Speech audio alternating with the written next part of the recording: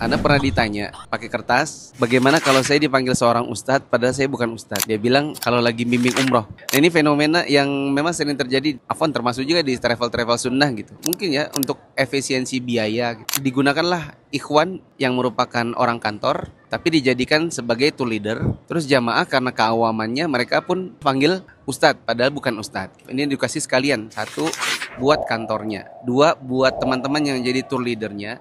Yang ketiga buat jamaah. Memang travel mengirimkan jamaah ke Saudi Arabia, kadang yang diutus bukan seorang ustadz. Itu kan apa ya? Manajemen. Dalam hal ini nggak bisa dibilang salah dan benar. Yang salah adalah kalau yang bersangkutan ini senang dipanggil ustadz, lalu kebablasan. Ditanya masalah agama, menjawab padahal dia tidak punya ilmunya. Ini bisa jadi dosa besar nanti. Di antara dosa-dosa besar itu adalah kita berkata tentang agama yang kita tidak tahu. Kata Nabi SAW, "Idza jatahadal hakimu fa asaba falahu ajran, wa in akhta'a falahu ajr." Kalau seseorang berijtihad, berfatwa dan dia memang benar dan dia memang ahli ijtihad, maka dia dapat 2 pahala, yaitu pahala benar dan pahala ijtihad. Tapi kalau dia salah, maka dia dapat 1 pahala. Dibalik, kalau orang yang bukan ahli bicara dan berfatwa, kalau dia benar dia dapat 1 dosa. Kalau dia salah dapat 2 dosa. Benar dia dapat 1 dosa karena dia berfatwa tanpa kapasitas, tanpa ilmu. Kalau dia sampai salah dia dapat 2 dosa. Sudah bukan kapasitasnya, dosa.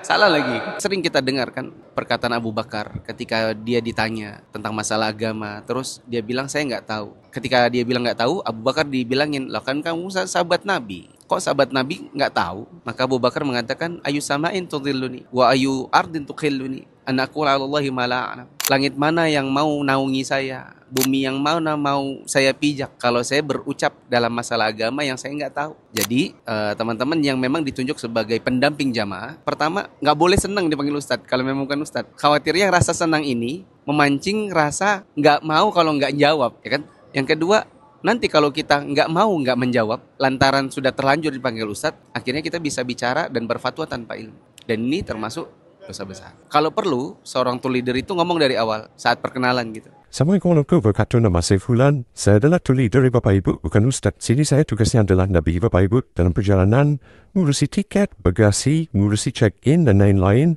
Nanti Ustaznya ada di Mekah, Ustaznya di Madinah. Saya bukan orang Ustaz. Tapi jika Bapak Ibu ada yang butuh bantuan atau butuh bertanya sesuatu, jika saya tahu, saya akan jawab semampu saya. Dan ini juga rawan nih ya, ini rawan juga nih. Kalau ada yang butuh ditanyakan, nanti saya akan tanyakan kepada Ustaz pembimbing kami. Kantor kami punya pembina syariah, nanti kami tanya ke mereka, nanti saya akan sampaikan. Karena dalam perjalanan seringkali ada hal-hal yang memang ditanya oleh jamaah masalah agama. Jadi hati-hati jangan sampai kita menjawab padahal kita bukan kapasitas. Nanti alih-alih pengen dapat pahala malah jadi dosa. Semoga ini bisa dipahami. Mohon maaf bukan apa-apa, ini cuma edukasi buat jamaah maupun buat tour leadernya juga.